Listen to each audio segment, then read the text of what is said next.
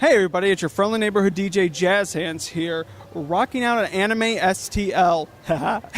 Rocking out at AnimeSTL, and I am so lucky to be having the opportunity to interview Elizabeth Maxwell. She's been in such shows as Attack on Titan, Ghost in the Shell, One Piece, RWBY. So you've been in a lot of stuff. Thank you so much for having our opportunity to sit down and talk to you. Absolutely, glad to do it.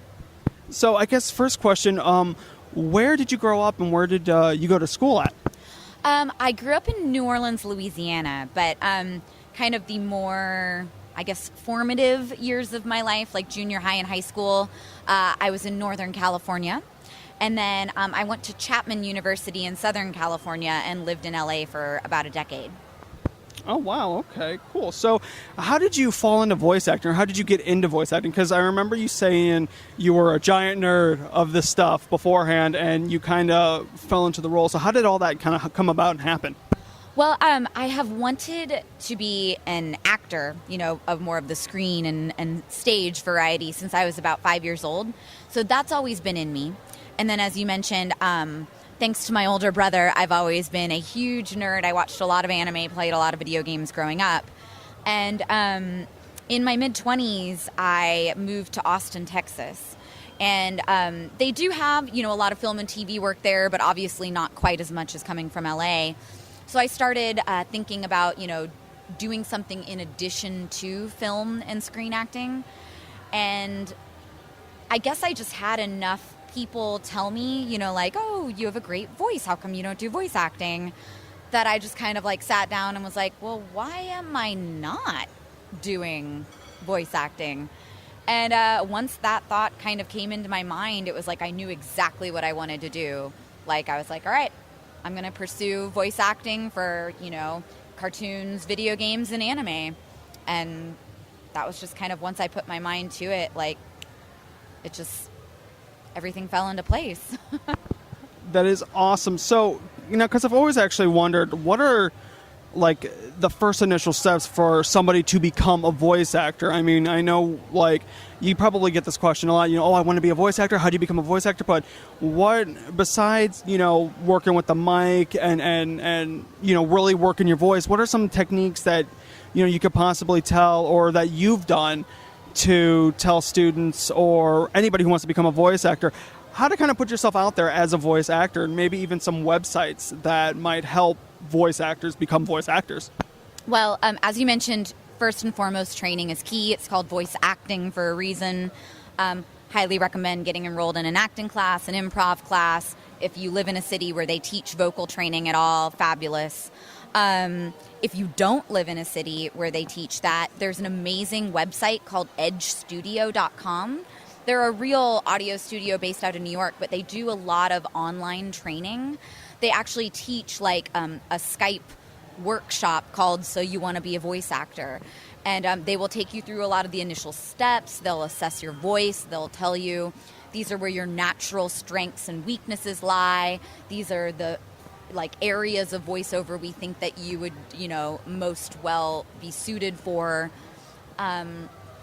Yuri Lowenthal and Tara Platt, they have a great book that I bought when I was first starting out called Voiceover Voice Actor. That's kind of about how to get into voice acting. Highly recommend that. Another really important first step is deciding what area of voiceover you want to go into. I'm assuming if you're listening to this or watching this, you probably want to pursue character-based voiceover for anime and video games. And another big step is making a demo reel. I highly recommend checking out the website voicebank.net. It is a website that you can access for free. You don't need a login, or you don't have to pay anything. And it houses a lot of demo reels from some of the largest agencies in town, Vox, Abrams, etc. And you can listen to the demo reels of working voice actors, and it will give you an idea of maybe the direction you want to take yours in. Okay, that's awesome, because I know for one I want to be a voice actor, and so always getting these opportunities to, learn more about won the craft and how to put yourself out there. It's always great because I know some people have trouble with that. They could be behind the mic every day, and nothing really happens. So you've also worked on Attack on Titan. What was that like? Because, Attack on Titan has kind of exploded in the last couple years, and it's become this big, titanic, anime. So how's that been like for you? A little surreal because I don't think a lot of people know Attack on Titan was my very first job with Funimation. And they called me like the day of and were like, hey, we're having, auditions for this show. Can you make it to Dallas, which is 4 hours from where I live, in a couple hours? And I was like, well, yes, I can. Drop everything I'm doing. And they told me the name of the show, and I had not heard of it yet.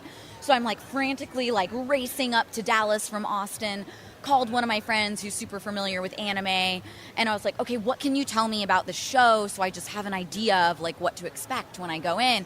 And they're like, wait, what show is it? Oh, and I was like, okay, never mind. Don't tell me anything about it. You're going to make me nervous. Man, when I got that call from Mike McFarland, it was pretty amazing. And honestly, like, it's just, like I said, it's been, like, considering that was my first show with Funimation, I feel, like, incredibly lucky and incredibly honored that, like, I got to participate in that show as a relatively, amateur, inexperienced voice actor. And the reception's been amazing. It still tickles me every time I see, like, an Attack on Titan cosplay at conventions.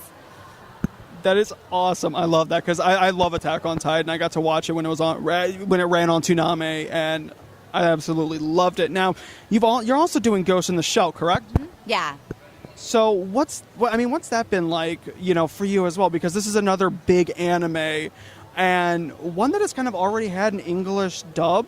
So how is this new dub kind of different from the old one? And did you watch any of the old one to kind of get an idea of how your character was going to be? Because you play the Major, correct? Mm-hmm. Yeah.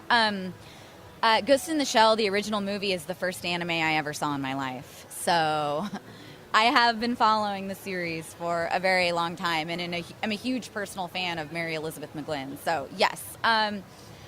Again, probably even more nerve-wracking than Attack on Titan because A, I already knew the expectations of the fans, and then B, I had my own personal, kind of like love of the series and feeling like I had pretty big shoes to fill. But honestly, it's one of those things where I have a very strong mind, and at a certain point, I just kind of had to make the decision that, like, I can't really think about that stuff. All I can do is take my understanding of the character, put my own spin on it, and do, like, the best job I possibly could.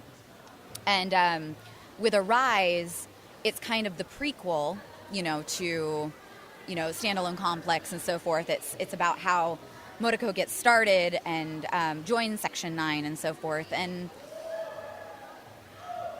so I kind of made a decision along with Zach Bolton, the director, that while we were trying to definitely reference Mary Elizabeth McGlynn's voice, we chose to take it in a little bit more of the direction to reflect Motoko's relative, like, immaturity or inexperience, and kind of give her a little bit more uncertainty, like a little bit more antisocialness, a little bit more just kind of showing that, she was a bit younger and she was a bit more inexperienced, and trying to reflect that in the voice. Okay, wow, that's really, I love that because I remember watching again on Adult Swim the old Ghost in the Shell, and I'm really actually excited to sit down and pick up this newer one. It seems like it's really interesting, and I'm excited. I'm kind of obsessed with the music too, I have to say. Cornelius did an amazing job with the soundtrack. I love it. I love that too. Like, I remember, like, hearing that music and the theme come up. You're like, oh, this is going to be good. This is going to be really good. So, I'm so sorry. Okay. Exactly. This is the post-credit, our little... So, what has been your favorite character to voice, and which characters had the most impact on you? Because I know that those can kind of be different from favorite to impactful. So can you tell us any of that? I mean, trying to choose a favorite character is kind of like trying to choose a favorite child. Like, I literally liken like the characters that I have voiced to my children. My mother says, like, you will never understand a parent's love till you have your own kid. And I'm like, Mom, I've had children. I have given birth to characters. But as far as one that had like a really big impact on me, voicing Bishamon from Noragami was like a really intense, rewarding experience. It's probably by far the one that's required the most of me, like acting wise and emotionally, because she has such an intense, dramatic arc in Noragami Arigato. So I'd probably say that one. Like, I still, like, it's really weird. Like, even just talking about the show or talking about her, like, will literally give me goosebumps or, like, make my eyes start to, like, tear up a little bit. So she's probably impacted me the most as a voice actor. Wow. Okay. That's awesome. That's awesome. So do we have to wrap it up soon? We do. Okay. So then I'll get to the last one. If there's any advice you could give to a voice actor, and is there any projects that are coming up for you in the future that you're able to talk about, what would that advice be, and what's the project? Advice-wise, I would say be polite, be persistent. I know that getting into a field like voice acting can seem really daunting, and I totally understand that. But one of the only reasons why I'm here today as a voice actor is because I was persistent. I knocked on Funimation's door for 8 months before they auditioned me, which comes into the polite part, but I was always like really nice about it. It was polite persistence is how I put it. So yeah, in a nutshell, that would be my words of wisdom. And upcoming projects, what can I talk about? I can't tell you anything anime-wise. It's all unannounced. Some people already know about this, but I'm working on an American anime pilot right now called Cannon Busters, which I'm really excited about. It's a show that's being created by LaShawn Thomas, who was a producer and animator on Legend of Korra and Afro Samurai. And he did a graphic novel called Cannon Busters that's being made into an anime. It's already been funded on Kickstarter, and I am really thrilled about that. I play Casey Turnbuckle, who's this adorable, kind of Dory-esque, like super optimistic, out-of-date maintenance droid. And let's see, any games I can talk about?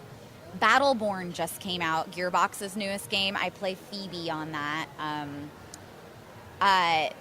That game is funny as heck. I was going to say the other word. I don't know if I can. That game still makes me laugh out loud when I play it. Voice acting and writing on it, phenomenal. I think that's all I can talk about at the moment. So many NDAs, it's almost hard to keep track of them sometimes. But yeah, I'll leave it at that. Awesome. Well, thank you very much for having the opportunity, giving us the opportunity to sit down and talk to you. And this is JazzHands at AnimeSTL signing off.